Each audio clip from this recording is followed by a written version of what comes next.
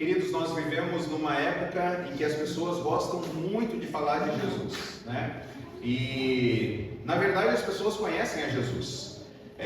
Muitas pessoas admiram seus ensinos, apreciam seus milagres, valorizam seus princípios morais. Hoje eu vi um pequeno vídeo de um jogador da Alemanha, ganharam por 7-1, nos trouxeram más lembranças, né? E parece que houve um golaço, eu não vi o golaço, mas o rapaz que fez o golaço parece que ele comemorou, simbolizando, tirando a coroa e colocando, né, aos pés de Jesus, então refletindo a ideia que existe só um que deve ser adorado. E aí eu vi um testemunho dele depois, logo na sequência, ele falando sobre isso. O futebol pode te dar algumas coisas, mas satisfação, alegria e paz eterna é apenas em Cristo Jesus. E as pessoas conhecem Jesus, né? As pessoas apreciam seus ensinos. A gente teve um atleta brasileiro um tempo atrás aí, que nas Olimpíadas também, né, falou acerca que Jesus amava as pessoas, né? E às vezes as pessoas confundem o amor de Jesus. Esse é um caso dessa jovem. Ela confunde o amor de Jesus com libertinagem. Ela acha que porque Jesus ama, então eu sou livre para fazer o que eu bem entendo, da forma como eu entendo, porque Jesus é um cara legal. As pessoas conhecem Jesus, mas Mateus, ele foi escrito para mostrar que Jesus é rei e que Jesus veio, e ele apresentou isso no capítulo 1, mostrou as credenciais de Jesus como esse rei que veio, um rei que foi prometido e ele chegou. E aí no capítulo 2, o autor, ele não deseja apenas mostrar quem é Jesus. Ele deseja agora no capítulo 2, que nós veremos, como que você está respondendo a ele. E essa é uma pergunta muito importante para nós. Esse foi um texto que Deus ministrou muito ao meu coração. Como que nós estamos respondendo a Jesus? Nós que talvez já conhecemos a Cristo, já estamos caminhando com Jesus há um tempo, como que são as nossas respostas? E olha que interessante, essa é a mensagem do livro de Mateus. Vamos ler juntos? Jesus é o Rei prometido que inaugura o reino dos céus, exigindo de todos uma resposta: recebê-lo ou rejeitá-lo.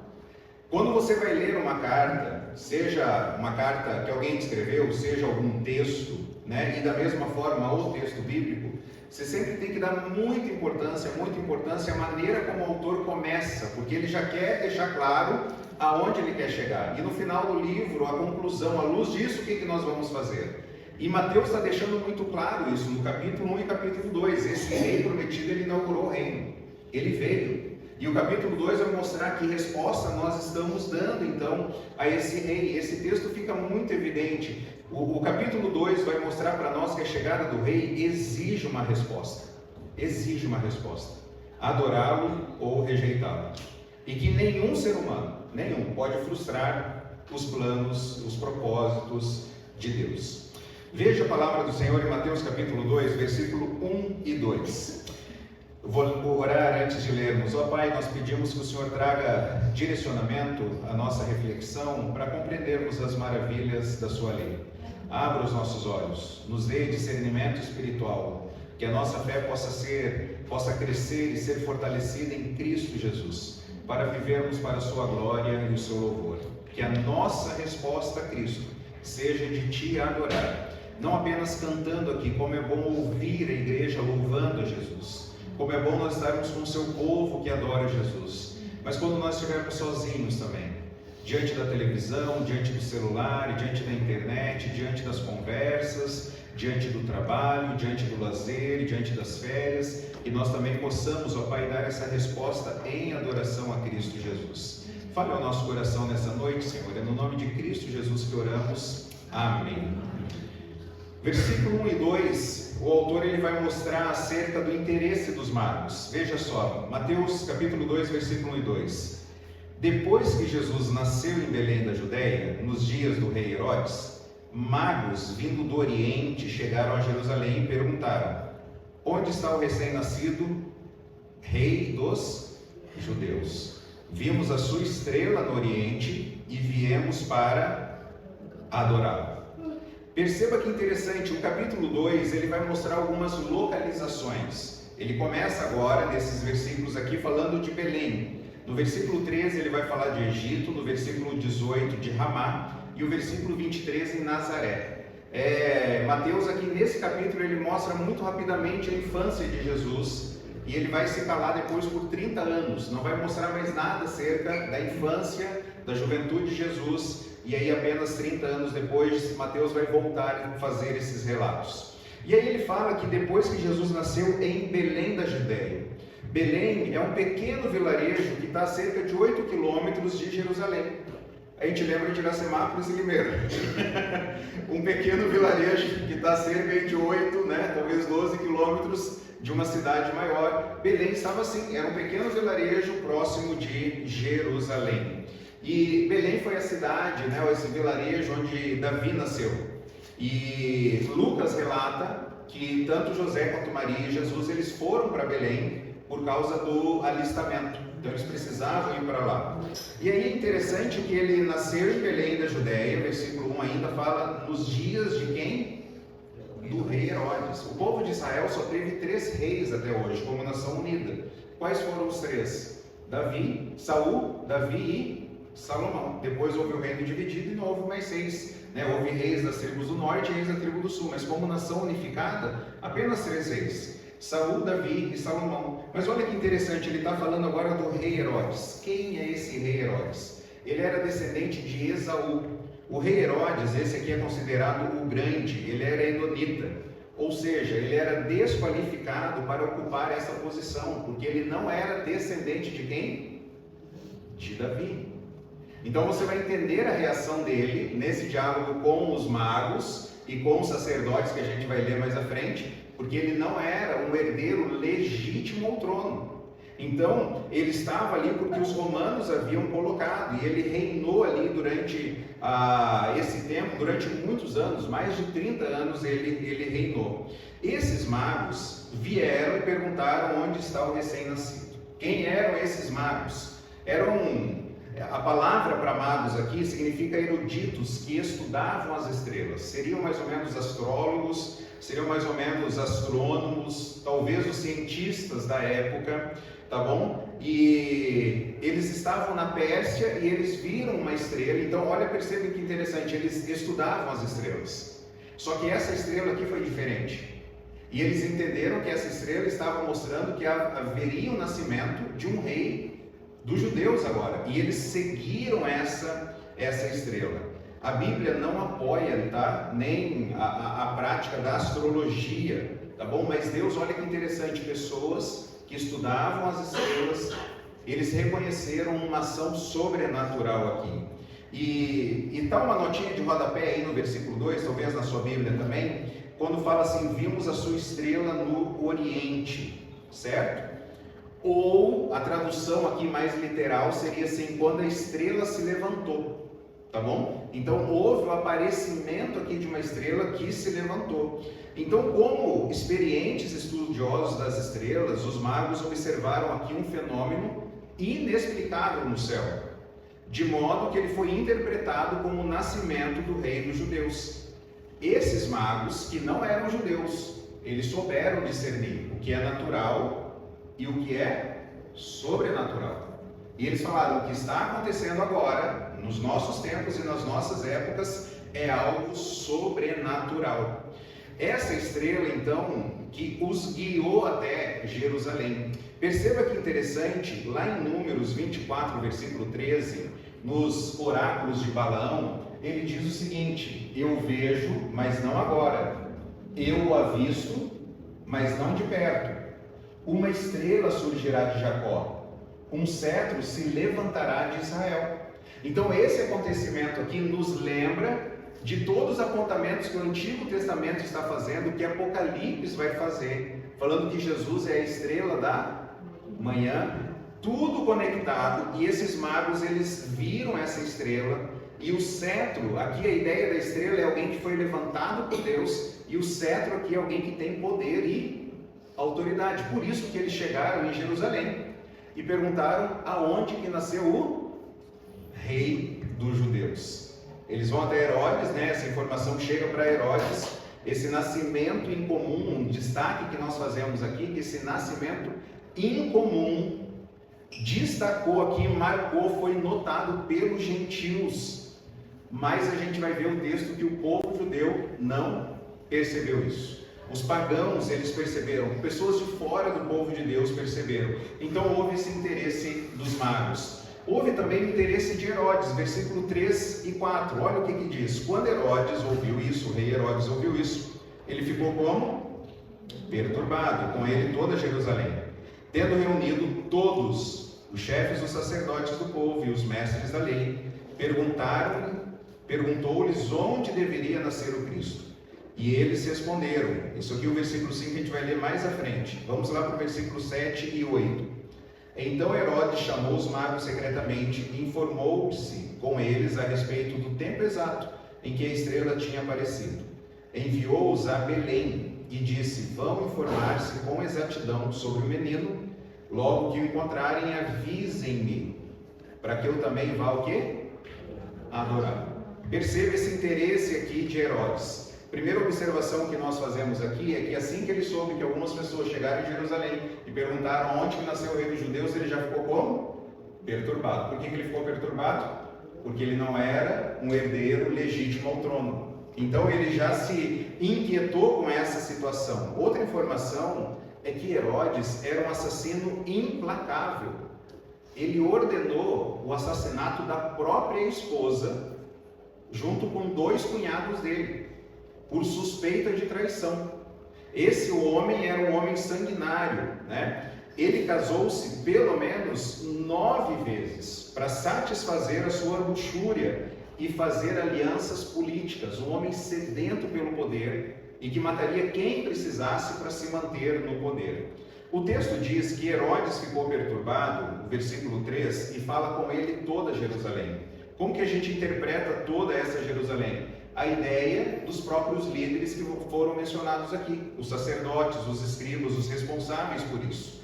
E aí você veja que interessante o conhecimento desses homens. O versículo 5 que eu havia mencionado. Quando Herodes perguntou para eles, o versículo 5 e 6 diz: e eles responderam, né, onde que deveria nascer o Cristo? Eles responderam: em Belém da Judeia, pois assim escreveu o profeta. Mas tu, Belém, da terra de Judá, de forma alguma és a menor entre as principais cidades de Judá, pois de ti virá o líder, que como pastor conduzirá Israel, o meu povo. Irmãos, esse texto aqui, ele me impactou demais, porque Herodes foi a vinda dos pagãos que não conheciam a Deus, Herodes que não era legítimo ao trono, e aí ele pergunta, ele vai para os líderes religiosos, faz a mesma pergunta, onde que deveria nascer o Cristo? E aí nos surpreende que esses religiosos aqui, que eram mestres da lei, que eram escribas, responsáveis pela interpretação, aplicação das escrituras, membros altamente profissionais da palavra, eles conheciam a palavra e eles responderam a Herodes a profecia. Ele fala, a Bíblia está dizendo isso, o profeta diz isso, que deve nascer em Belém, é lá que vai nascer. Então Herodes perguntou a eles onde que deveria nascer o ungido, onde que deveria nascer o Messias, e esses homens aqui, eles sabiam, e nós veremos aqui que eles não tiveram a preocupação de ir lá checar. Perceba, se eles tivessem um pouquinho de sensibilidade espiritual, se eles tivessem um pouquinho o desejo de adorar a Cristo, e eles percebessem algo sobrenatural aconteceu, esses pagãos que não conhecem a Deus, eles vieram aqui, estão perguntando para nós, porque eles viram uma estrela, e se eles lembrassem do Antigo Testamento falando de estrela, e se eles falassem assim, está de fato acontecendo, vamos lá checar pelo menos. Mas eles não foram. E eles disseram que se cumpriu essa profecia de Miqueias 5:2. Mas você, Belém Eufrata, embora pequena entre as clãs de Judá, de você virá para mim aquele que será o governante sobre Israel. Eles citaram essa profecia. Eles mencionaram isso. Isso aqui lembra também, esse texto lembra 2 Samuel 5:2, quando Deus diz para Davi, você pastoreará Israel, meu povo, e será o seu governante. A ideia do descendente de Davi governando, um líder terreno, mas também um líder sobrenatural, que reinará para sempre e governará para sempre. E algo interessante que acontece nessa profecia aqui, eu quero fazer um exercício com os irmãos. Vejam essa profecia de Miqueias e vejam o que está escrito lá em Mateus capítulo 2, versículo 5, que nós lemos, e o versículo 6, principalmente o versículo 6. Tem uma parte que não aparece nessa profecia aqui. Veja aí no versículo 6. Tem uma parte que não está aqui na profecia. Qual é?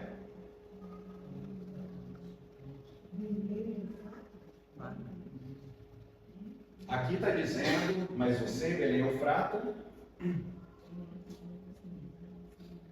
E o que Mateus diz lá?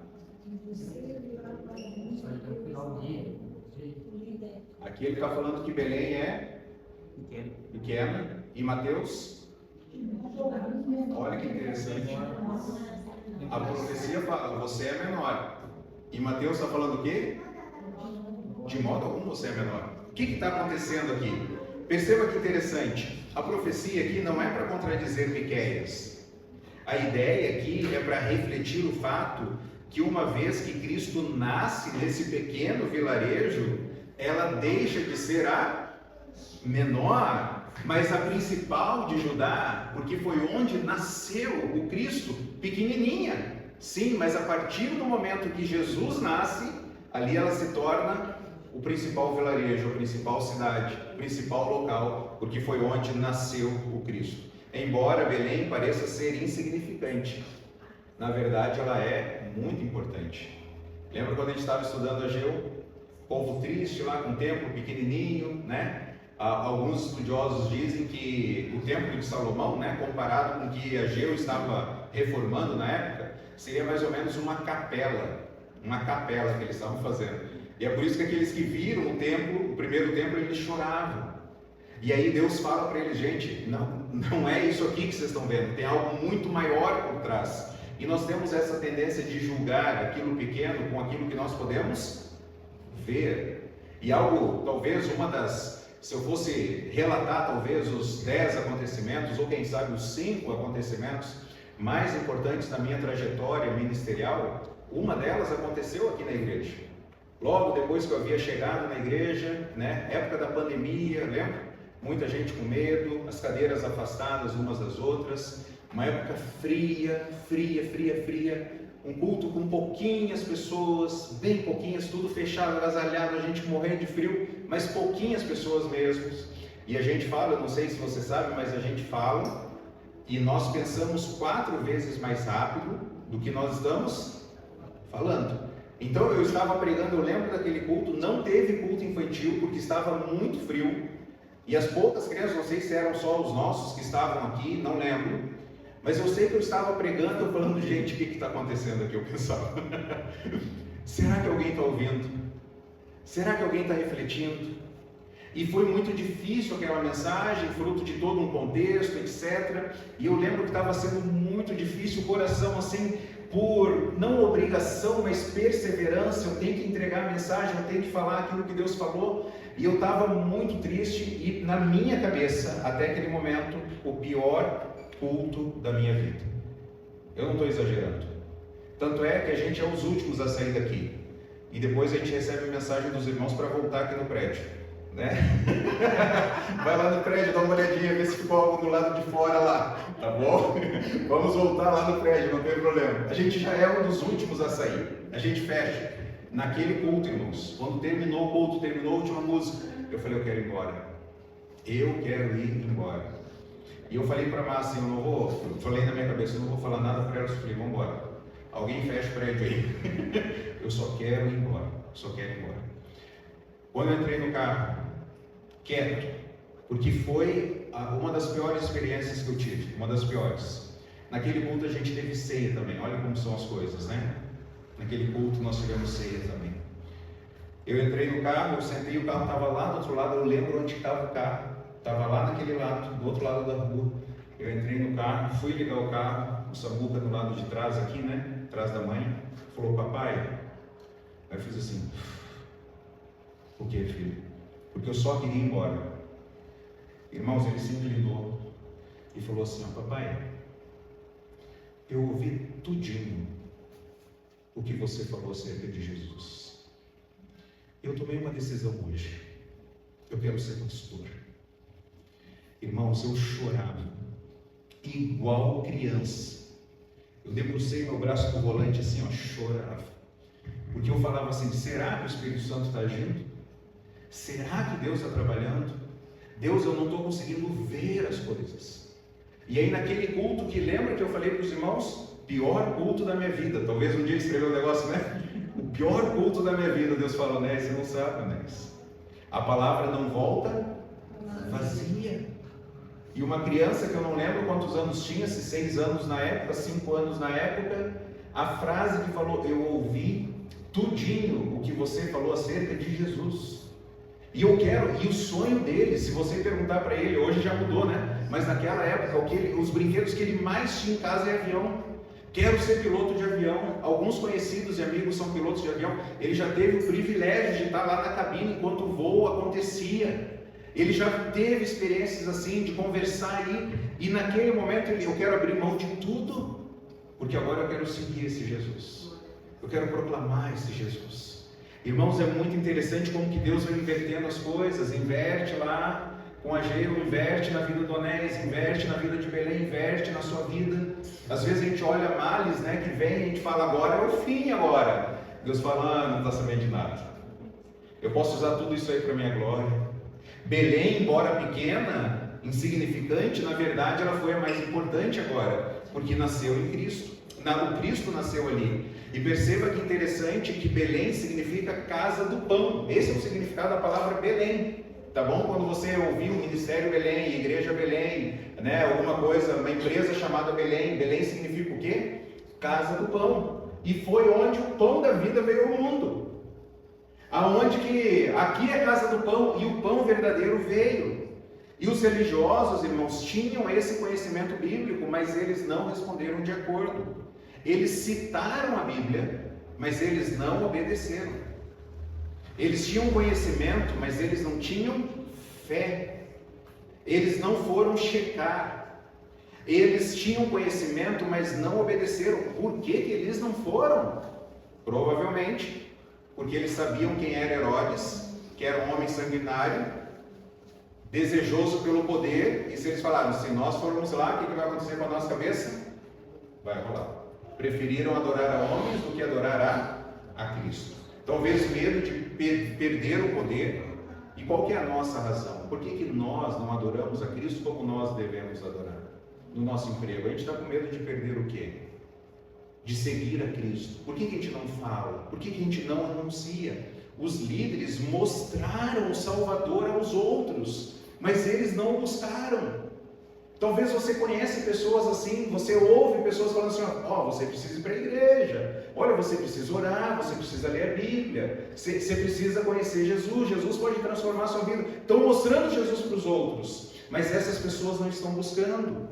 É possível, irmãos, conhecer as Escrituras e permanecer diante de Cristo.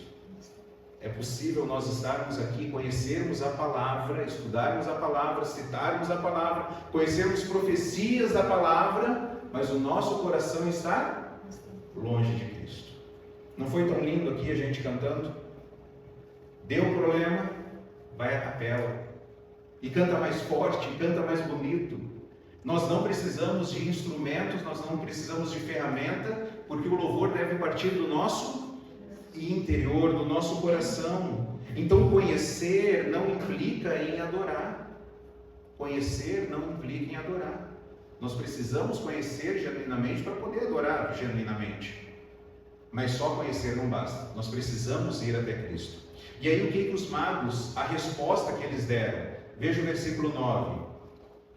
Depois de ouvirem o rei, eles seguiram seu caminho, e a estrela que tinham visto no oriente foi adiante deles, até que finalmente parou sobre o lugar onde estava o menino. Pula o versículo 10, vamos para o 11 e 12. Ao entrarem na casa, viram um menino com Maria, sua mãe, e prostrando-se, o adoraram. Então abriram seus tesouros, eles deram presentes, ouro, incenso e mirra. E tendo sido advertidos em sonho para não voltarem a Herodes, retornaram à sua terra por outro caminho. Perceba que a estrela os guiou, e eles ficaram como? Qual que foi a reação deles? Alegres. Eles se encheram de júbilo, a estrela guiou eles até lá. O povo de Deus deve ser um povo alegre, não é? Uma característica do fruto do Espírito: amor, alegria. O povo de Deus é alegre. Eu gosto muito porque a gente deveria ser o povo mais triste da face da terra, porque a gente conhece a devastação do pecado. A gente conhece o que o pecado faz: rompe, estraga, traz dor, sofrimento e morte. Mas por outro lado, a gente deveria ser o povo mais feliz, porque nós temos o quê? Esperança, nós temos Cristo. Então às vezes a lágrima corre sim, mas existe um sorriso. Aí alguém pode olhar para você e falar: tu é meio esquisito, hein? Tu é meio bipolar, não é? Tá chorando e tá rindo ao mesmo tempo? Não, eu só sou bíblico. Eu só sou seguidor de Jesus. Eu choro pela tragédia do pecado, mas a tragédia do pecado não me deixa prostrado. Ele me leva a adorar a Jesus, e Jesus é a minha alegria. É por isso que o apóstolo Paulo fala: entristecidos, mas sempre alegres. Não é um paradoxo? Entristecidos, mas sempre alegres. E olha que interessante, algumas observações. Eles viram a estrela, né? E aí eles foram, e no versículo 10, versículo 11, diz o seguinte: ao entrarem aonde, irmãos? Na casa. Eles não foram aonde que eles não foram? Na estrebaria. Não foi na manjedoura. Mas não é isso que você vê nas imagenzinhas? Os pastores, os reis magos? Não, os magos foram aonde? Na casa. É muito provável que eles chegaram aqui cerca de, no mínimo, 1 ano depois do nascimento de Jesus. Então não foi logo no nascimento. Por quê? Porque quando Herodes, aqui no texto, vai falar que ele vai mandar matar as crianças, ele passa uma régua de quantos anos? 2 anos para baixo. Então, no mínimo aqui 1 ano. Tá bom? Então, Jesus já estava maior, não tinha acabado de nascer, e eles já estavam em casa. Diferente do que você vê no Natal, né? Aquelas imagenzinhas lá, os reis magos, né? E os pastores. E algo interessante também que acontece aqui no texto, está no versículo 11 ainda: ao entrarem na casa, viram um menino com Maria. Isso aqui é muito interessante, porque todas as vezes que Jesus aparece com Maria, o nome dele é mencionado antes. Isso aqui é muito importante. Toda vez que eles aparecem juntos, primeiro vem quem? Jesus, e depois Maria. E aí o que eles fizeram quando eles viram Jesus? O que eles fizeram? Ajoelharam, se prostraram e adoraram. Olha a resposta à chegada do rei. Quando um rei chega, nós devemos adorar. Pagãos gentios adoraram o rei do universo. E eles entregaram alguns presentes a ele: ouro, incenso e mirra, presentes dignos de um rei. Nós não sabemos o significado desses presentes. Para os patriarcas da igreja primitiva, os primeiros, né, líderes lá da igreja primitiva, o ouro representava a divindade de Jesus, o incenso a pureza e a mirra a sua morte. Mas a gente não sabe esses significados, tá bom? Também alguém apresenta a ideia: as 3 qualidades de dádivas são consideradas aqui como símbolos do ofício de Jesus como rei, sacerdote e profeta. Mas a gente não sabe o significado, a gente só sabe que são presentes dignos de um rei. E uma outra informação é que a tradição apresenta que eram 3 reis magos. O texto falou em algum momento de quantos magos eram? Nós não sabemos quantos magos eram, e muito menos se eles eram reis. Então por aí a gente já tem 3 informações que a tradição jogou para nós. A gente acaba acreditando que eram 3 reis magos, 3 que eram reis, né? E que eles foram na manjedoura. Mas não é nada disso que o texto bíblico apresenta para nós. Então a resposta dos reis magos aqui, que eles adoraram a Jesus. A resposta de Herodes, o que foi? Versículo 13 até o versículo 18. Depois que partiram, o anjo do Senhor apareceu-lhe a José no sonho e ele disse: levante-se, tome o menino e a sua mãe e fuja para onde? Para o Egito. Fique lá até que eu lhe diga, pois Herodes vai procurar o menino para quê? Matá-lo. Então ele se levantou, tomou o menino e sua mãe durante a noite e partiu para o Egito, onde ficou até a morte de Herodes. E assim se cumpriu o que o Senhor tinha dito pelo profeta: do Egito chamei o meu filho. Quando Herodes percebeu que havia sido enganado pelos magos, ficou furioso e ordenou que matassem todos os meninos de 2 anos para baixo, de Belém e nas proximidades, de acordo com a informação que havia obtido dos magos. Então se cumpriu o que fora dito pelo profeta Jeremias: ouviu-se uma voz em Ramá, choro e grande lamentação. É Raquel que chora por seus filhos e recusa ser consolada, porque já não existem. Eles fugiram então para o Egito, porque o Egito estava fora da jurisdição de Herodes. Então, como a nação de Israel teve os primeiros dias lá no Egito, Jesus na sua infância também foi para o Egito. E assim se cumpriu a profecia de Oséias 11:1: do Egito chamei o meu filho. A ideia de que Israel, a gente está estudando isso na escola bíblica, Israel como filho, Israel como primogênito, e aí apontando para quem? Para Jesus. Então mostra que Jesus é o verdadeiro Filho de Deus. O uso que Mateus faz dessa profecia aqui, mostra que Jesus como um novo Moisés também. Alguém que está saindo do Egito para libertar o povo, cumprindo agora um segundo êxodo. Como Moisés, Jesus escapa da matança, ainda bebê, e ele é enviado para resgatar os escolhidos de Deus. Os magos adoraram a Jesus, e Herodes queria fazer o quê? Matar a Jesus. Ele ficou furioso. Herodes não queria adorar a Jesus como ele havia dito, ele queria matá-lo. Atitudes de Herodes aqui é semelhante ao faraó, destruir aqueles que Deus ia levantar e levantou como libertador. E aí ele ordena matar todas as crianças de 2 anos para baixo. Uma informação aqui muito importante: se você procurar essa informação nos livros históricos além da Bíblia, você não vai encontrar essa informação. Não vai encontrar que houve uma matança lá em Belém de crianças, menores de 2 anos, de 2 anos até bebê.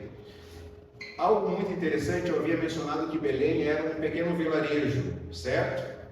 E aí um estudioso diz que talvez nessa matança aqui de Herodes, morreram, talvez, qualquer morte é importante, obviamente. Mas quando a gente fala matança aqui, você imagina quantas? 100? Oi? Milhares? Eu penso em milhares, né? Penso aquela coisa assim, sangue talvez nas ruas já, Milhares. Mas alguns estudiosos dizem que talvez nessa ocasião aqui morreu 20 bebês, 20 crianças. Aí você fala assim, tá forçando o texto bíblico, querendo mostrar que é verdade, tá dando essa forçação. Eu vou te mostrar que isso aqui é possível, sabe por quê? Hoje, eu entrei nessa semana para ver os habitantes de Belém. Ela fica lá em Cisjordânia. Hoje, sabe quantos habitantes tem em Belém? Cerca de 50 mil. De 30 a 40. Chutou e acertou, né, Davi? Foi? O cara tá ali de repente 50 mil, acertou. Cerca de 30 a 40 mil. Talvez o dobro aqui de Iracemápolis, se for 40, Se for 40 mil, é o dobro. Se for 30 mil habitantes, é bem mais próximo aqui de Iracemápolis. Então perceba isso. Então, com base na pirâmide etária aqui da taxa de natalidade da população da Palestina hoje, tá bom? Hoje, estima-se que de 2 anos para baixo existam entre 950 a 1.270 meninos. Faz ou não faz sentido esse relato aqui? Talvez houve só, de fato, umas 20 crianças mesmo que morreram naquela época, pelo tamanho que era. Se hoje é pequeno, imagina naquela época. E aí por isso que não vai encontrar registro dos livros históricos. Porque para a história não foi um fato assim tão estrondoso como a gente imagina na nossa mente.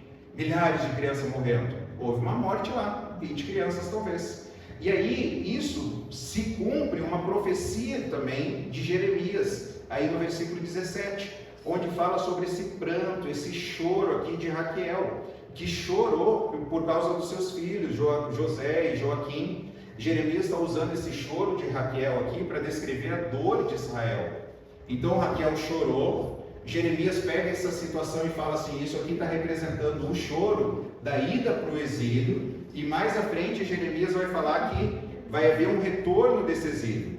Belém é mencionado pela primeira vez nas Escrituras como referência à morte de Raquel. A primeira vez que a palavra, a ideia de Belém aparece é quando morre Raquel, a esposa predileta de Jacó. Raquel morreu ao dar à luz a um filho.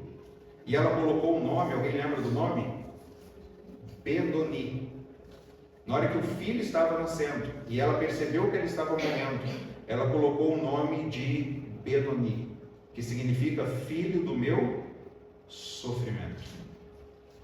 E o pai imediatamente mudou o nome dele para, alguém falou aí aquela hora? Benjamim, que significa filho da minha destra. Olha que interessante. A mãe falou assim: esse aqui é o filho do meu sofrimento, a vida aos céus.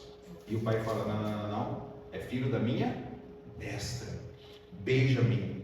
E olha que interessante, os dois nomes são relacionados a quem? A Jesus, pois ele é um homem de dores, ele sabe o que sofrer. Quando eu e você nós estamos sofrendo, nós devemos correr para quem? Para Cristo. Ele sabe o nosso sofrimento. E filho da minha destra, Jesus, o Filho de Deus, está sentado à destra de Deus. Jacó viu em Belém um lugar de morte, mas o nascimento de Jesus transforma Belém em um lugar de vida. A vida do Messias traz libertação espiritual a Israel. O estabelecimento do trono do rei Davi, um dia Israel, filho do sofrimento, será chamado filho da minha destra. Jeremias deu à nação uma promessa que seriam restaurados ainda, e a promessa foi cumprida. Porém, prometeu-lhes algo maior: um dia a nação também vai ser reunida, o reino será estabelecido. Essa profecia também se cumprirá. Hoje em dia, poucos identificam Belém como um lugar de sepultamento. Para muitos, quando a gente pensa em Belém, é o lugar onde Jesus nasceu. Por ter morrido por nós e ter ressuscitado, nós temos um futuro promissor. Viveremos com Ele para sempre na cidade gloriosa, onde não haverá mais morte e não haverá mais sofrimento. Se por mais que talvez na história Belém identificado como sofrimento, como dor com lágrimas, a partir da vinda de Messias, da vinda do Messias, Belém agora é reinterpretado. E um dia nós estaremos com Cristo para sempre. E aí o texto ele termina falando da família de Jesus indo para Nazaré. Versículo 19 e 23 diz: depois que Herodes morreu, um anjo do Senhor apareceu em sonho a José no Egito e disse-lhe: levante-se, tome o menino e sua mãe e vá para a terra de Israel, pois estão mortos os que procuravam tirar a vida do menino. Olha que interessante, novamente aqui recebe uma revelação e fala: pode voltar para Israel, porque quem queria matar agora já morreu, certo? Versículo 21, ele se levantou, tomou o menino e sua mãe e foi para a terra de Israel. Mas ao ouvir que Arquelau estava reinando na Judéia, no lugar de seu pai Herodes, teve medo de ir para lá. Olha que interessante, quem foi Arquelau? Filho de Herodes, mas foi mais sanguinário que o pai. Tanto é que Roma tirou esse camarada do poder, porque uma comissão lá em Belém, em Jerusalém, foi até Roma e falou: cara, não está dando, o cara é doido, está matando todo mundo lá, e para evitar uma rebelião maior, Roma saca esse cara do poder. Então quando José está chegando e fala: Arquelau que está lá, não, para lá eu não vou. E aí ele foi para onde? Olha o texto: tendo sido avisado em sonho, retirou-se para a região da Galileia e foi viver numa cidade chamada Nazaré. Assim cumpriu-se que fora dito pelos profetas: ele será chamado Nazareno. Algo interessante aqui também, irmãos, que dito pelos profetas, quando você procura os profetas, nenhum fala que Jesus vai ser um Nazareno, nenhum. Da onde que Mateus tira isso? Provavelmente ele está fazendo um trocadilho. A gente começou a ver isso em Isaías, com a palavra ramo, que vem a ideia do renovo, né? Então, provavelmente ele está fazendo esse trocadilho nessa ideia do Nazareno, porque a palavra hebraica é muito parecida aqui. Ou até mesmo Mateus está apresentando que Jesus seria desprezado, porque ele foi desprezado, homens de dores, foi rejeitado, não havia nada à sua aparência que nos atraísse, e aí ele foi desprezado. E lá no Evangelho de João tem algo muito interessante quando fala assim: ó, encontrei o Cristo. Ele é da onde? De Nazaré. E aí é dito o quê? Pode alguma coisa boa vir de lá? Pode vir alguma coisa boa vir de Nazaré? Então talvez Mateus está apresentando essa ideia, né, de que Jesus é alguém desprezado, ou mesmo a ideia do ramo, né, o descendente ali que tem um trocadilho. A lição que a gente aprende aqui é que os homens não têm poder para frustrar os planos de Deus. Tu viu quantas vezes aparece aqui no capítulo 2 que cumpriu-se as Escrituras?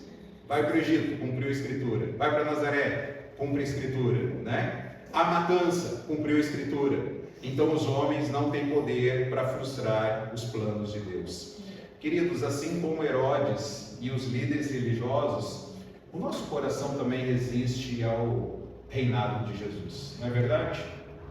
Nós vemos o governo de Jesus, nós vemos dessa forma, como ameaçando o nosso reino.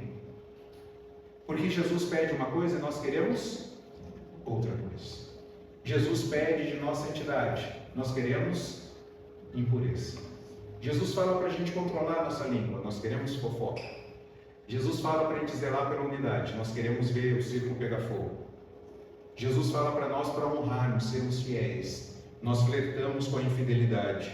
Então Jesus acaba sendo para nós uma ameaça.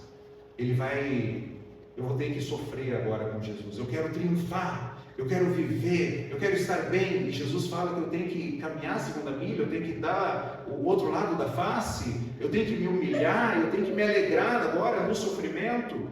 Então, como Herodes, nós percebemos que o nosso coração também tem traços de Herodes. O nosso coração também quer poder. Mas Jesus, ele é o verdadeiro Israel. Israel foi ao Egito e saiu do Egito, passou pelo deserto e fracassou. Jesus foi ao Egito, saiu do Egito. Mateus vai mostrar que ele vai passar pelo deserto e vai triunfar no deserto. Porque Jesus triunfa aonde nós fracassamos. Mateus está recapitulando a história da nação com seus fracassos e está mostrando, olha, nós como seres humanos, nós fracassamos, mas Jesus aqui, ele triunfa. Jesus é um novo Moisés. Faraó matou as crianças, Herodes quer matar as crianças, mas Deus libertou Moisés e Deus está libertando Jesus. Moisés conduziu a um êxodo físico e Jesus vai nos conduzir a um êxodo espiritual, vai nos libertar do poder do pecado. Jesus é o Filho perfeito de Deus. E aí com isso, com essa fé em Jesus, em quem Jesus é, naquilo que Ele fez, como que nós podemos colocar em prática esta mensagem? Em primeiro lugar, primeira lição aqui, não basta conhecer Jesus, é necessário adorá-lo. Vamos ler juntos? Não basta conhecer Jesus, é necessário adorá-lo. Os escribas sabiam exatamente onde Jesus ia nascer.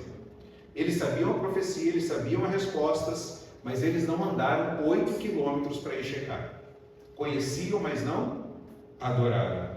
Conhecimento sem adoração não produz salvação.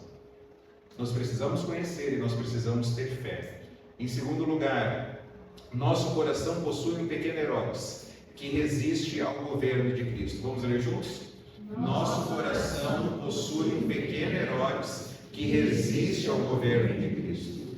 Nós gostamos que Jesus nos ajude. Nós clamamos pela ajuda de Jesus. É mais ou menos aquele bêbado, né, que está passando na linha do trem e prende o pé no trem. Vocês já viram essa história? Que o bêbado caminhando na linha do trem, prende o pé, né, na linha do trem lá, e de repente começa a vir o trem e o bêbado começa: Senhor Jesus, me salva, Jesus, me salva daqui, né? Eu prometo que eu vou tentar ter uma vida diferente. O pé continua preso, né? Eu prometo que eu vou na igreja. O pé continua preso. Eu prometo, Senhor, que eu vou diminuir a bebida. O pé continua preso. E o trem está chegando. Jesus, eu prometo que se o Senhor me tirar daqui, eu vou entregar minha vida para Jesus e nunca mais vou beber. E aí o pé escapa da linha do trem. E ele fala: Jesus, pode deixar, que eu já consegui me livrar sozinho agora. A gente faz isso, não é? A gente quer Jesus para nos salvar, e aí quando Ele nos salva de alguma dificuldade, a gente fala: esquece o que eu falei, Senhor. Eu consigo me virar sozinho.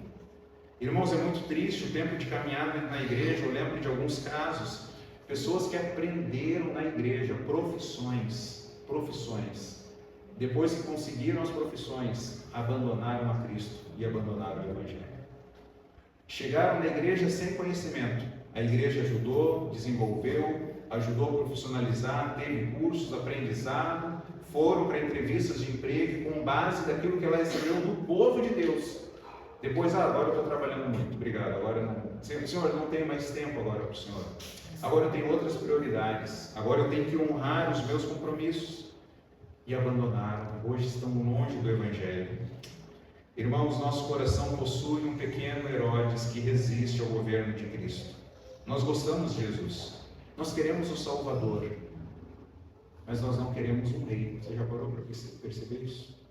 Nós queremos um Salvador, mas nós não queremos alguém para dizer como que a nossa vida deve funcionar, porque nós queremos viver do nosso jeito, pensar naquilo que nós queremos pensar, falar aquilo que nós queremos falar, fazer aquilo que nós queremos fazer. Em terceiro lugar, que a soberania de Deus seja seu conforto em meio às dificuldades. Vamos ler juntos? Nenhuma oposição humana pode impedir os propósitos de Deus. Isso aí, o próximo. Nenhuma oposição humana pode impedir os propósitos de Deus. Herodes tentou matar Jesus, os líderes ignoraram, mas cada acontecimento cumpriu o que a Escritura dizia. Então, nenhuma oposição pode impedir os propósitos de Deus. Agora sim, que a soberania de Deus seja seu conforto em meio às suas dificuldades. Vamos ler juntos? Que a soberania de Deus seja seu conforto em meio às dificuldades. Herodes parecia poderoso, não é verdade? E Jesus vulnerável, um pequeno bebê. Mas Herodes morreu e Jesus vive. O reino de Deus continua avançando e continua avançando. Então descanse na soberania de Deus. Nós não sabemos muito bem, às vezes, por que a dor vem. Mas ela chega, a dor vai chegar. Porque nós vivemos num mundo caído. O sofrimento vai chegar e a morte vai chegar. Mas que a soberania, o fato de saber que eu sirvo a um Deus soberano. Eu posso não entender aqui, mas quando eu estiver lá na presença do Senhor, eu sei que lá eu serei consolado. E lá eu nem vou mais precisar entender, porque eu já vou ter a paz que eu tanto busco, o conforto que eu tanto necessito. Então, irmãos, descanse na soberania de Deus. E por fim, você responderá a Deus como os magos que adoraram ou como Herodes que se opôs. Mateus apresenta 3 grupos aqui que receberam a mesma notícia. 3 grupos que receberam a mesma notícia. Mas os magos foram adorar, os líderes religiosos permaneceram indiferentes e Herodes rejeitou e quis matá-lo. O problema não é a informação que você recebe. O problema é como que você reage a esta informação. Perceba que interessante, irmãos, a parábola do semeador. É o mesmo semeador, mesma semente, mas os resultados são diferentes por causa do solo. E aí há uma explicação da parábola. O pregador é o mesmo, a palavra semeada é o mesmo. E olha que impressionante isso. E a gente pensando no dia de hoje agora, é um pregador só. É só uma semente que está sendo lançada. Mas olha que terrível é, irmãos. Vai produzir frutos diferentes em cada vida. Alguns vão frutificar em muito. Outros vão frutificar pouco. Outros vão falar, isso aqui não me interessa. Você é indiferente. E outros vão rejeitar, vão falar, eu não concordo com isso. Qual é a resposta que nós damos à palavra? Olha que interessante, essa semana dando aula, e eu falei para as pessoas que estavam presentes, sobre, o assunto era sobre o nosso coração e os acontecimentos, como que nós reagimos às circunstâncias da vida. E eu falei assim, é o mesmo acontecimento, é o mesmo acontecimento, mas nós temos reações diferentes. Eu falei, deixa eu dar um exemplo aqui. E o Onés não tem problema com a verdade. Eu falei, pode falar aí, se você não está empolgado com a aula, pode falar. Não estou gostando da aula, estou pensando em deixar esse curso, não estou gostando. E se você está empolgado, fala também, estou gostando. E alguém lá, o pessoal deu as respostas, mas alguém escreveu lá, eu estou muito empolgado. E a gente tinha recebido informações de pessoas que estavam pensando em desistir. E alguém falou lá, olha, eu pensei em desistir, tive uns downs.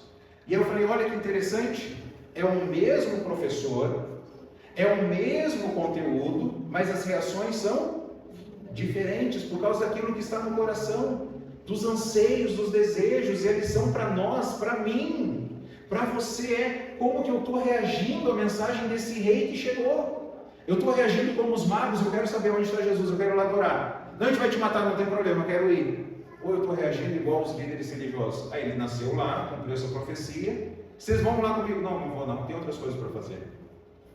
E Herodes fala, não, eu quero ir lá. Mas eu quero ir lá para matar. Eu não quero ir lá para adorar. Mateus 2, irmãos, nos ensina que ninguém permanece neutro diante do reinado de Jesus. Capítulo 2 de Mateus aqui está mostrando para nós, ninguém aqui hoje vai sair neutro daqui, ninguém. Ninguém que ouvir essa mensagem vai sair neutro. Você vai tomar uma decisão de eu vou adorar ainda mais Jesus, ou eu vou continuar com a minha vida miserável, sendo indiferente aos ensinos de Jesus. Jesus fala isso, mas eu não dou tanta importância. Ou eu vou me opor a Jesus. A partir de hoje eu quero que ninguém mais saiba de Jesus também. Ninguém vai mais seguir Jesus também. Quando alguém falar de Jesus, eu vou criticar Jesus. Ninguém permanece neutro. O rei chegou, a questão não é se você conhece Jesus. A questão é se você está adorando, ignorando ou resistindo ao reino de Jesus. Vamos orar pedindo para que nós possamos sair daqui como adoradores. Pessoas que falam, Jesus, eu quero te adorar, eu quero te servir a cada dia mais. Vamos orar? Ó Pai, nós queremos te agradecer, Pai, por esse tempo. Muito obrigado pela sua palavra que é tão viva e fala aos nossos corações. Capítulo tão especial, ó Pai, nos mostrando que nós precisamos dar uma resposta e nós daremos uma resposta. E o nosso pedido é que o Teu Santo Espírito venha agir nos nossos corações para que a nossa resposta a Cristo Jesus seja de sermos adoradores. Que possamos seguir a Jesus, não apenas aos domingos, mas durante a semana, nos nossos relacionamentos, no nosso casamento, na educação dos nossos filhos, nos nossos planos futuros, a maneira como nós lidamos com as nossas emoções, a maneira como nós lidamos com o passado, com o presente, com o futuro, que nós possamos de fato sermos adoradores de Jesus. Ó Pai, que a palavra semeada no coração de cada um hoje venha a crescer e a frutificar e promover glória e louvor ao Senhor. Não permita, Pai, que nós saiamos neutros daqui ou resistindo à Sua palavra, mas que nós possamos sair daqui dispostos a adorar verdadeiramente o Rei verdadeiro. É no nome de Cristo Jesus que nós oramos. Amém. Amém.